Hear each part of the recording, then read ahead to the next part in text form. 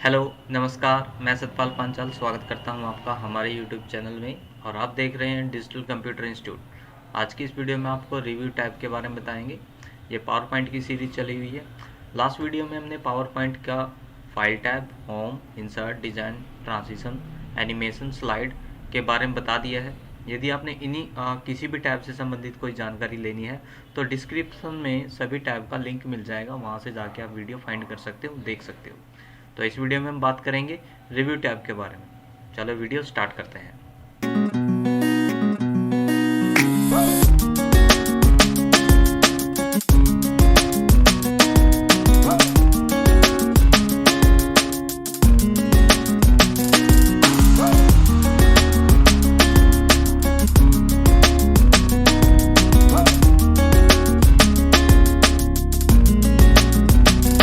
पहले आपको अपने फंक्शंस पता होने चाहिए कि आपके रिव्यू टैब के अंदर कौन कौन से ऑप्शन होते हैं।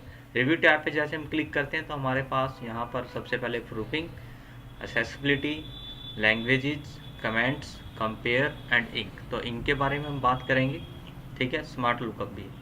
तो सबसे पहले आता है हमारा प्रूफिंग। प्रूफिंग में स्पेलिंग एंड ग्रामर है सबसे पहले। तो स्पेलिंग एंड ग्रामर का मतलब है, मान लो आपने कोई स्लाइड तैयार कर ली है अच्छे से। मैं आपको एक फाइल खोल के दिखा देता हूँ, बनी बनाई प्रेजेंटेशन, उसमें मैं आपको ठीक से बता पाऊँगा। तो जैसे हमारी एक फाइल है, हमने बना रखी है, प्रेजेंटेशन बना रखी है। तो इसके अंदर अब प्रूफिंग का यूज़ करके दिखाएंगे हम आपको। देखो प्रूफिंग में क्या होता है, स्पेलिंग एंड ग्रामर का आप चेक कर सकते हो कि स्पेलिंग एंड ग्रामर आपकी ठीक है या नहीं। तो इसमें सबसे पहले जैसे कि आपको स्पेलिंग का ऑप्शन दिया गया है, तो स्पेलिंग में मान लो आपने यहाँ पर, देखो मैं करके दिखाता हूँ। यहाँ पर कंप्यूटर की स्पेलिंग आपकी गलत है। वैसे तो क्या होता है, इसमें रेड लाइन शो हो जाती है। देखो अगर आपको दिखाई दे रहा है, यहाँ पर रेड लाइन शो हो जाएगी, आपको पता लग जाएगा कि आपकी स्पेलिंग जो है वो गलत है, ठीक है। जो जो स्पेलिंग गलत होगी यहाँ पर रेड लाइन शो होने लग जाएंगी। तो इनको यदि ठीक करना है आपको, तो आप राइट क्लिक करोगे। ऐसे राइट क्लिक करोगे तो यहाँ पर ऑप्शन दे देता है। अब प्रूफिंग में भी यही होता है कि प्रूफिंग आपको ऑटोमेटिकली बताता रहेगा कि कहाँ कहाँ पर स्पेलिंग गलत है, कहाँ कहाँ पर आपको ठीक करनी है। तो जैसे हमने एक स्लाइड बनाई थी, इसमें मैंने जानबूझ के यहाँ पर 2 स्पेलिंग गलत करी थी। तो अब ठीक करके दिखाएंगे। ठीक कैसे करते हैं, आपने बस यहाँ पर जो पहला ऑप्शन दिया गया स्पेलिंग एंड ग्रामर पे क्लिक करना। तो यहाँ पर अपने आप फाइंड कर लेगा कि कहाँ पर पहला वर्ड जो है स्पेलिंग एरर से है। तो यहाँ पर कंप्यूटर्स के ऑप्शन आ गया आपके पास, वो कह रहा है कि कंप्यूटर का एरर है। तो यहाँ पर आप इसको या तो इग्नोर कर सकते हो या आप इसको चेंज कर सकते हो। तो आप इग्नोर भी कर सकते हो अगर आप चाहो तो, लेकिन हमने चेंज करना है तो हमने चेंज पे क्लिक कर दिया, ठीक है। चेंज पे क्लिक करने के बाद यहाँ पर हमारी एक इलेक्ट्रॉनिक की भी गलत है। तो इलेक्ट्रॉनिक की देख लेते हैं, फाइंड करेगा नहीं, हो गई है फाइंड। देखो इलेक्ट्रॉनिक की आ गई हमारी। तो जो भी आपको यहाँ पर इलेक्ट्रॉनिक समथिंग लेना है तो आप उसको भी चेंज कर सकते हो। या चेंज ऑल का मतलब ये होता है कि जहाँ जहाँ स्पेलिंग कोई गलत है इलेक्ट्रॉनिक की, वहाँ पर ये ठीक हो जाए, ठीक है। उसके बाद जैसे MS है, ये इस प्रकार आना चाहिए। तो ये बता रहा है कि आपका इस प्रकार आना चाहिए, देखो ये। तो जहाँ जहाँ जैसे अब ETC के बाद डॉट होना चाहिए, तो ये चेंज करता रहेगा। यानी जहाँ जहाँ आपकी स्पेलिंग आपको लगता है कि गलत है, वहाँ पर आपको ये लेके जाएगा। USB की स्पेलिंग सही है, इसको ये बताने की कोशिश कर रहा है गलत है, तो आप इसको इग्नोर कर सकते हो, ठीक है। तो इसके बाद इसमें कहीं भी स्पेलिंग कोई गलत नहीं है। तो इसने पूरी स्लाइड की जो है स्पेलिंग आपको ठीक करके दिखा दी है। यानी जो पहला ऑप्शन है हमारा यहाँ पर स्पेलिंग, तो इसमें आप अपनी स्लाइड के अंदर लिखे गए कंटेंट की स्पेलिंग चेक कर सकते हो, ठीक कर सकते हो। नेक्स्ट है थ्रेशर्स। थ्रेशर्स का क्या यूज़ है, ये आपको वर्ड मीनिंग यानी वर्ड का कोई मतलब ढूंढना हो, आपने कोई वर्ड ऐसा आपको लिखना है जो पर्टिकुलरली आपको नहीं मिल पा रहा है। आप सोचो कि मैं यहाँ पर लिखा ना व्हाट इज़ कंप्यूटर, जैसे हमने ठीक लिखा, लेकिन कंप्यूटर का आप कोई पर्टिकुलरली वर्ड ढूंढना चाहते हो, ठीक है। तो थ्रेशर्स पे क्लिक करोगे। जैसे आप थ्रेशर्स पे क्लिक करोगे, यहाँ पर इससे रिलेटेड जो है आपको ऑप्शन नज़र आ जाएंगे कि लैपटॉप दिखाना, वर्क स्टेशन दिखाना, क्या दिखाना। फॉर एग्जांपल आपको यहाँ पर लैपटॉप दिखाना है, तो यहाँ पर जस्ट क्लिक करना है। मैं एक बार जूम करके दिखाता हूँ। यहाँ पर आपको जस्ट क्लिक करना है। जैसे आप यहाँ पर क्लिक करोगे तो इंसर्ट का ऑप्शन होगा। तो इंसर्ट के ऑप्शन पर जैसे क्लिक करोगे तो यहाँ पर जो भी कंटेंट आपने चेंज करना था वो हो जाएगा। यानी आप किसी वर्ड से संबंधित रिलेटेड वर्ड यहाँ पर फाइंड कर सकते हो, उसके अकॉर्डिंग आप उसको रिप्लेस कर सकते हो। ज़रूरी नहीं आपको ऐसे सिलेक्ट करके ही फाइंड करना है। अगर आप पर्टिकुलरली लिखना चाहो, जैसे मैं यहाँ पर लिख देता हूँ, मैंने यहाँ पर लिख दिया टीचर लिख दिया, तो मैंने यहाँ पर टीचर लिख दिया, टीचर का मैं फाइंड करता हूँ। तो यहाँ पर टीचर से संबंधित ये इसने ऑप्शन दे दिए, educator, instructor, coach, trainer, lecturer, जो भी आपको लगता है कहीं पर इंसर्ट करने की आवश्यकता है आपको, तो सिंपली आप यहाँ पर इंसर्ट कर सकते हो। तो ये था हमारा पहला ऑप्शन, प्रूफिंग। नेक्स्ट बढ़ते हैं हम अपना एक्सेसिबिलिटी। एक्सेसिबिलिटी में क्या है हमारा, ये इसमें आपको एरर फाइंड करके दिखा सकता है। मतलब जो आपके ऑब्जेक्ट होते हैं उनके अगर आपने देखना है कि क्या एरर है, तो वो आप एक्सेसिबिलिटी में चेक करते हो। कैसे चेक करते हैं, इसके लिए आपको एक नई विंडो लेनी पड़ेगी, इसमें नहीं आपको ठीक से समझा पाऊँगा मैं न्यू पे बता देता हूँ। जैसे हमारे पास ये एक ब्लैंक स्लाइड है और इसमें हमने कोई कंटेंट लिख रखा है नहीं लिख रखा है, उस कंटेंट के रिगार्डिंग नहीं है, ये ऑब्जेक्ट के रिगार्डिंग है। रिगार्डिंग का मतलब है संबंधित, यानी आप कोई भी शेप आपने इंसर्ट कर रखी है, कोई भी पिक्चर आपने इंसर्ट कर रखी है, कुछ भी हो सकता है वो, ठीक है। अब वैसे तो यहाँ पर कोई गलती नहीं है, इनमें कोई एरर नहीं है, लेकिन जब हम चेक एक्सेसिबिलिटी पे क्लिक करते हैं तो हमें 2 एरर देखने के लिए मिलेंगे स्लाइड पे। कैसे, अभी हम देखो फाइंड करके दिखाएंगे। हमने चेक एक्सेसिबिलिटी पे क्लिक किया, जैसे हम इस पर क्लिक करेंगे तो यहाँ पर एरर देखो, ठीक है। एरर यहाँ पर दिखा रहा है 2 एरर, एक स्माइलिंग फेस और रेक्टेंगल। देखो ये क्या एरर होते हैं, ये बता रहा है भाई आपने इनको कोई ना तो हेडिंग दी है, ना आपने इनको कोई डिस्क्रिप्शन दी है। तो यहाँ पर आपने क्लिक करना है, मैं एक बार जूम करके दिखा देता हूँ। इस एरर को दूर करने के लिए आपने कुछ नहीं करना है, यहाँ पर क्लिक करना है। तो यहाँ पर मार्क या तो आप ऐड डिस्क्रिप्शन पे क्लिक करके आप डिस्क्रिप्शन ऐड कर सकते हो, या आप मार्क एज डेकोरेटिव पे भी क्लिक कर सकते हो। तो हम मार्क एज डेकोरेटिव पे हम क्लिक कर देते हैं तो वो एरर हट जाएगा। देखो यहाँ से एक एरर हट गया। दोबारा क्लिक करते हैं रेक्टेंगल पे, तो मार्क एज डेकोरेटिव पे हमने क्लिक कर दिया तो यहाँ से दोनों एरर हट गए, ठीक है। मिसिंग यहाँ पर ये क्या है, अभी हमने क्या किया था, ये कोई एरर नहीं है, हमने स्लाइड को ब्लैंक में कन्वर्ट किया तो उस वजह से 2 एरर आ रहे हैं, ठीक है। ये कोई एरर नहीं है।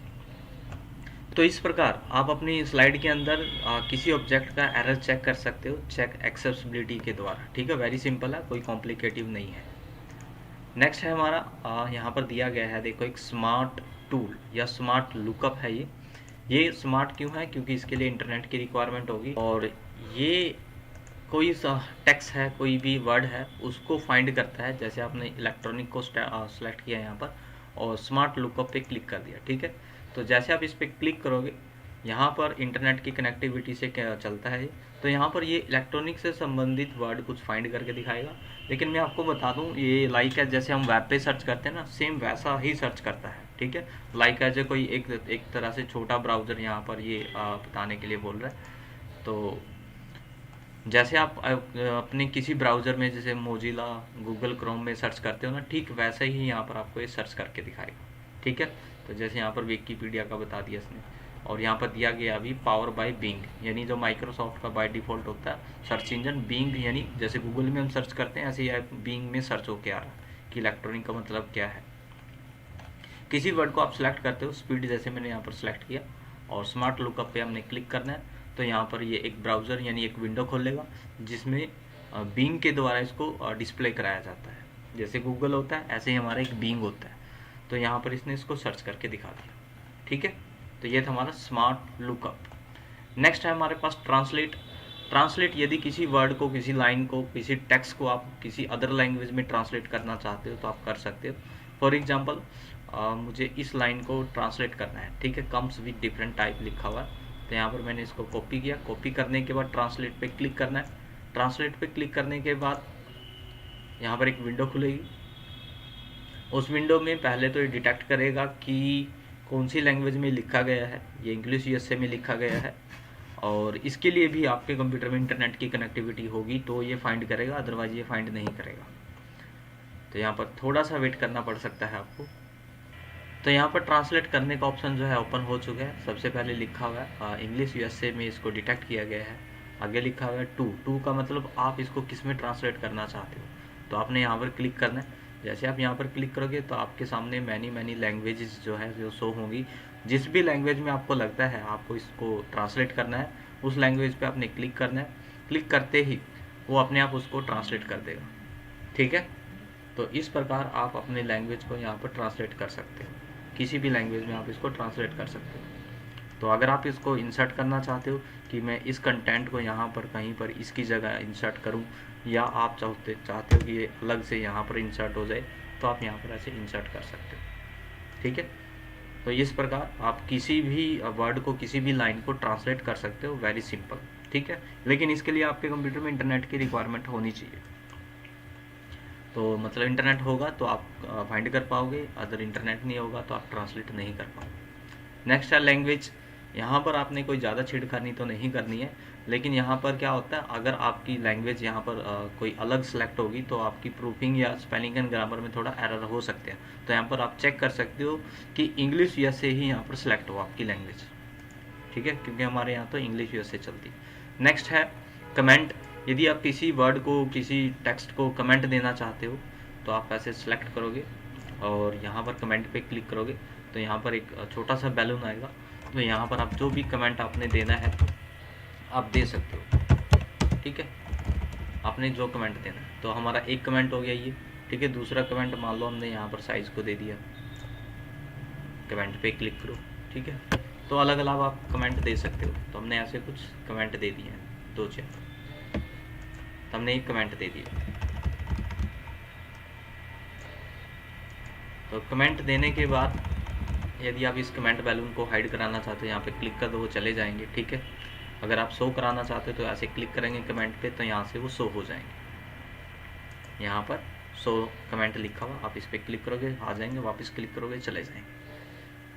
अब यहाँ से क्या है, नेक्स्ट एंड प्रीवियस का मतलब ये है, मान लो आप इस वाले कमेंट पे हो, आप नेक्स्ट कमेंट पे जाना चाहते हो, तो नेक्स्ट पे क्लिक करोगे तो आप देखो यहाँ पर आ गई, और आप देखो यहाँ, अब यहाँ। ठीक है, तो आप यहाँ से भी देख सकते हो। मैं प्रीवियस कर रहा हूँ तो ऐसे आप पिछले पे जा रहे हो, और नेक्स्ट कर रहे हैं तो आप अगले पे जा रहे हो। यदि आपने कमेंट डिलीट करना है तो आप 2 तरीके से कर सकते हो, या तो यहाँ पर डिलीट पे क्लिक करके डिलीट कर सकते हो, या आप यहाँ से भी डिलीट कर सकते हो। ठीक है, ये देखो मैंने यहाँ से डिलीट कर दिए तो 2 कमेंट हट गए हैं। या मैं यहाँ से कमेंट को सिलेक्ट करके डिलीट करता हूँ तो भी यहाँ से आप कमेंट को डिलीट कर सकते हो। ठीक है, तो ये ऑप्शन था कमेंट का, जिसमें आप अपने टेक्स्ट को, लाइन को कमेंट दे सकते हो, डिलीट कर सकते हो और हाइड एंड शो करा सकते हो। नेक्स्ट है हमारे पास ऑप्शन कंपेयर का। कंपेयर यानी इसमें आप कंपेयर और कंबाइन दोनों कर सकते हो। इसमें आप 2 स्लाइड को, 2 यानी प्रेजेंटेशन को आप कंपेयर कराना चाहते हो या कंबाइन कराना चाहते हो तो आप करा सकते हो।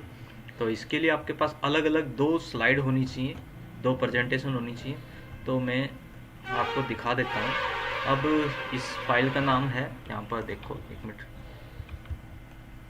यहाँ पर लिखा हुआ एक्सेलनेट PPT1। ठीक है, तो हम दूसरी फाइल अलग नाम से सेव करेंगे, इसमें कुछ चेंज करने के बाद, यानी इसके अंदर मैं कुछ इंसर्ट कर देता हूँ स्लाइड्स। न्यू स्लाइड पे मैंने क्लिक किया तो यहाँ पर एक स्लाइड आ गई। ठीक है, यहाँ पर आप कोई भी स्लाइड ले सकते हो।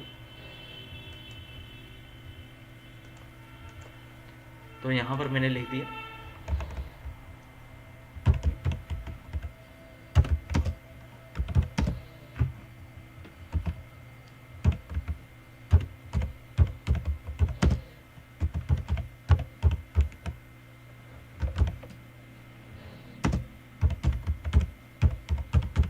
तो ये लाइन लिख दी मैंने यहाँ पर। ठीक है, और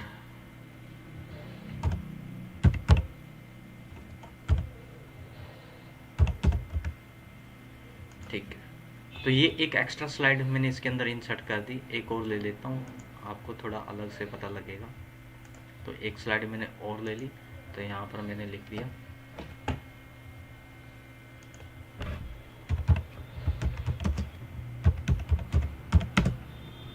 PowerPoint 2019। तो हम इसको अब सेव एज करते हैं। सेव नहीं करेंगे हम इसको, अब सेव एज करेंगे। और इसके अंदर मैंने देखो अलग से क्या लिया है, यहाँ पर मैंने लिया है एक अलग स्लाइड ये ली है और एक अलग स्लाइड ये ली है। ठीक है, तो मैं अब आप इसको दूसरी फाइल में, यानी ये PowerPoint 1, 1 मिनट में इसको अलग से नाम से सेव एज कर देता हूँ डेस्कटॉप पे, और मैं डेमो के नाम से, डेमो PPT के नाम से मैंने इसको सेव कर दिया। यानी जो मैंने अभी डाटा चेंज किया है वो डेमो पीपीटी नाम की फ़ाइल के अंदर है, ठीक है, यानी जो पहली वाली फ़ाइल के अंदर ये डाटा नहीं है।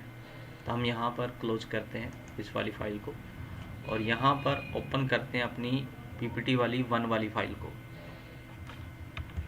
तो पीपीटी 1 वाली फ़ाइल को हमने ओपन किया यहाँ पर, ठीक है, तो हमारे सामने वो वाली फ़ाइल खुल गई।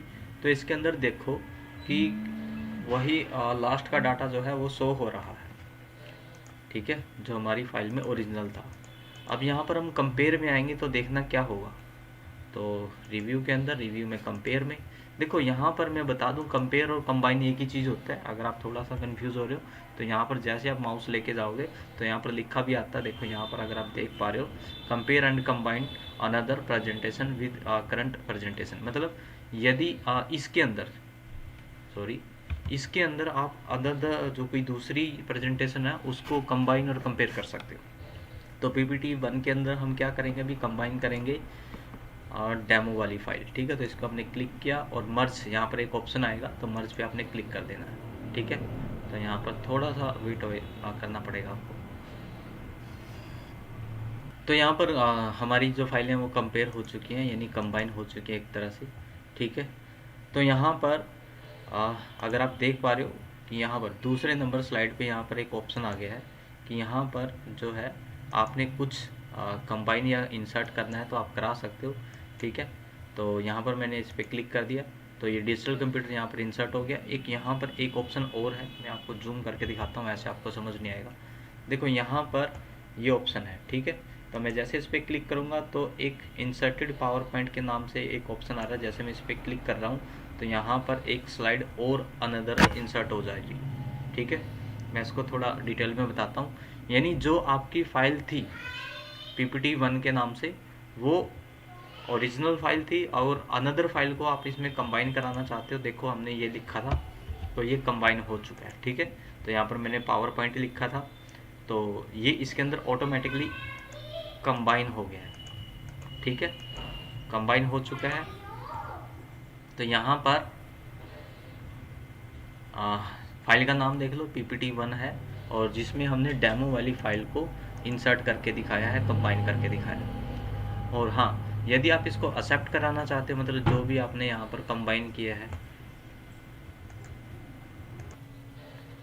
आप चाहते हो कि जो भी मैं यहाँ पर अभी कंबाइन हुआ है वो परमानेंटली इसके अंदर आ जाए, तो यहाँ से आप एक्सेप्ट कर सकते हो।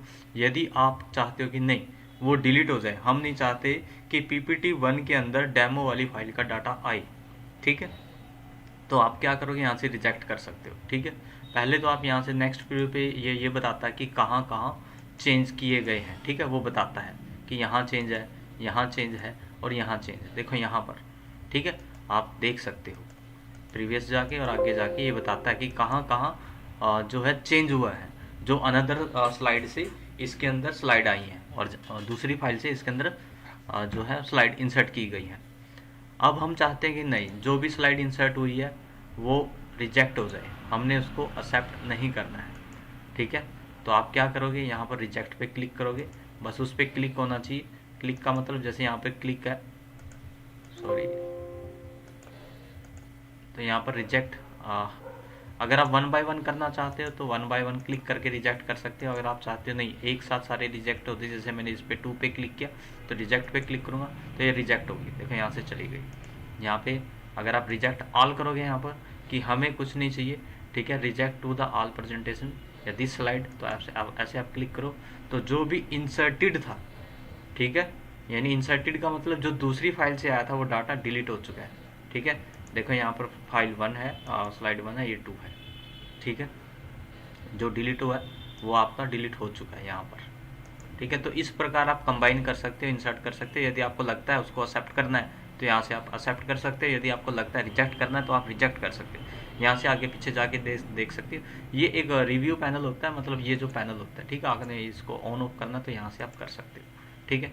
एंड रिव्यू का मतलब कुछ नहीं होता, आपने भाई जो भी रिव्यू करने के बाद आपको लगा सब कुछ हो गया तो आप एंड रिव्यू पे क्लिक कर दो, ठीक है। अब इसके बाद सारे ऑप्शन क्लोज हो जाएंगे। नेक्स्ट ऑप्शन हमारे पास इंक, ठीक है।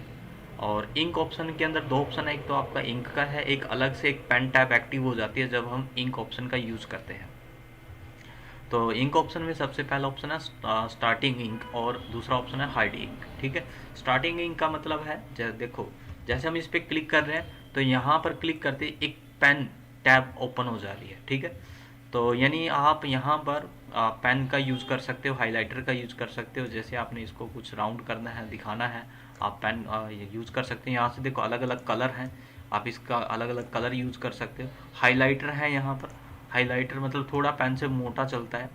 ठीक है, और यहाँ से कलर आप अलग अलग ले सकते हो। सॉरी, यहाँ से ग्रीन कलर, और इसमें और भी हैं। ठीक है, थोड़ा और लेना हो तो ले सकते हो। तो ये हाइलाइटर था। अब आपने इसको डिलीट करना है तो आप यहाँ पर इरेजर दी गई है, तो आपने बस जस्ट इस पर क्लिक करना है तो वो ऑप्शन जो है आपका डिलीट हो जाएंगे, यानी पेन या हाइलाइटर जो भी आपने यूज़ किया होगा वो हट जाएगा। ठीक है, और उसके बाद लास्ट आउट है। लास्ट आउट ये एक सिलेक्शन है सिंपल, अगर आप टेढ़ी मेढ़ी कोई सिलेक्शन देना चाहते हो तो सिलेक्शन आ जाएगी। सेलेक्ट ऑब्जेक्ट का मतलब ये है यदि आपने इसके अंदर कोई ऑब्जेक्ट इंसर्ट कर रखे हैं, ऑब्जेक्ट का मतलब पिक्चर। ठीक है, कोई शेप यदि आपने ये इंसर्ट कर रखे हैं, यदि आपने इसको सिलेक्ट करना, वैसे तो ये सिंपली सिलेक्ट हो रहा है, ऐसा तो कोई स्पेशल ऑप्शन नहीं है कि आप यहीं से सिलेक्ट करोगे। तो सिलेक्ट ऑब्जेक्ट पे जैसे आप क्लिक करोगे तो आपका कोई अब बैकग्राउंड का ऑप्शन नहीं सिलेक्ट होगा, सिर्फ ये सिलेक्ट होगा। यदि आप इसको कंप्यूटर को सिलेक्ट करना चाह रहे हो, ये देखो नहीं होगा। ठीक है, एक तरह से लॉक लग जाता है, सिर्फ ऑब्जेक्ट सेलेक्ट होंगे। इस पर क्लिक करो, जैसे आप इस पर क्लिक करोगे वापस, तो अब आपका ये भी सिलेक्ट हो जाएगा। ठीक है, तो आपको पता होना चाहिए कि आपका ऑप्शन कौन सा एक्टिव है, कौन सा नहीं एक्टिव है। ठीक है, नेक्स्ट है हमारे पास, इसी के अंदर ये पेन के टाइप्स हैं या हाइलाइटर्स के टाइप हैं, जो भी आपको लगता है आप यहाँ से ले सकते हो। यहाँ से कलर आप चेंज कर सकते हो, थिकनेस अगर आपको मोटी पतली करनी है इनकी पेन की, हाइलाइटर की, वो आप चेंज कर सकते हो। ठीक है, नेक्स्ट ऑप्शन है यहाँ पर ink to shape. Ink to shape का मतलब ये है कि मान लो आप पेन से कोई शेप ड्रॉ कर रहे हो, तो वो किसी ऑब्जेक्ट के अंदर कन्वर्ट हो जानी चाहिए। मतलब देखो मेरे से प्रॉपर बनेगा तो नहीं, जैसे मैंने यहाँ पर सर्कल बनाया, तो जैसे मैं यहाँ पर सर्कल पे क्लिक कर रहा हूँ, देखो सर्कल बनता है। ठीक है, या मैंने यहाँ पर रेक्टेंगल बनाया तो रेक्टेंगल में ये कन्वर्ट हो जाएगा। देखो हो गया ना। अगर आपने इस पर नहीं क्लिक, जैसे मैंने इसको ऑफ कर दिया, इंक टू शेप को ऑफ कर दिया, अगर मैं अब सर्कल बनाऊंगा तब सर्कल नहीं बनेगा।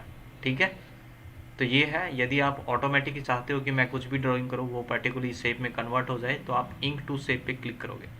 स्टॉप इंकिंग का मतलब है कि आप जो भी, आप 1 मिनट में पहले कुछ दिखा दूँ, बाद में इसको हाइड एंड शो करके भी दिखाना आपको। मान लो जो भी आपका वर्क था वो हो चुका है इंक का, अब आप यहाँ पर स्टॉप पे क्लिक करोगे। जैसे आप स्टॉप पे क्लिक करोगे तो आपका ये सारे ऑप्शन जो है ऑफ हो जाएंगे। ठीक है, स्टॉप इंकिंग का मतलब इंक, ये जो पेन टूल थे, हाईलाइट टूल थे, ये सारे ऑफ हो जाएंगे। ठीक है, अब थोड़ा पीछे चलते हैं रिव्यू में। रिव्यू में जाने के बाद यहाँ पर ये स्टार्टिंग इंक का हमने ऑप्शन कर लिया। हाइड इंक का मतलब ये है कि जो भी आपने इंक का यानी पेन का यूज़ किया हुआ है, आप इस पर क्लिक करोगे वो हाइड हो जाएंगे। ठीक है, अब आप कहोगे ये क्यों नहीं हुए, ये जो है ऑब्जेक्ट में कन्वर्ट हो चुके हैं इसलिए ये नहीं हुए। ठीक है, तो यहाँ पर आप क्लिक करोगे, जो भी आपका इंक का यानी पेन का, हाइलाइटर का यूज़ किया होगा वो हाइड एंड शो कर सकते हैं यहाँ से। ठीक है, तो आज हमने आपको बताया रिव्यू टैब के बारे में, जिसमें proofing, accessibility, language, comment, compare और इंक था। आशा करते हैं कि आज हमने जो जानकारी दी है वो आपको समझ में आई होगी। यदि हमारे द्वारा बनाई गई वीडियो आपको समझ में आती है, अच्छी लगती है, तो हमें कमेंट करके ज़रूर बताएं, और हो सके तो हमारी वीडियो को लाइक करें, हमारे चैनल को सब्सक्राइब करें। आज की वीडियो में इतना ही, मिलते हैं किसी और वीडियो में। थैंक यू, धन्यवाद।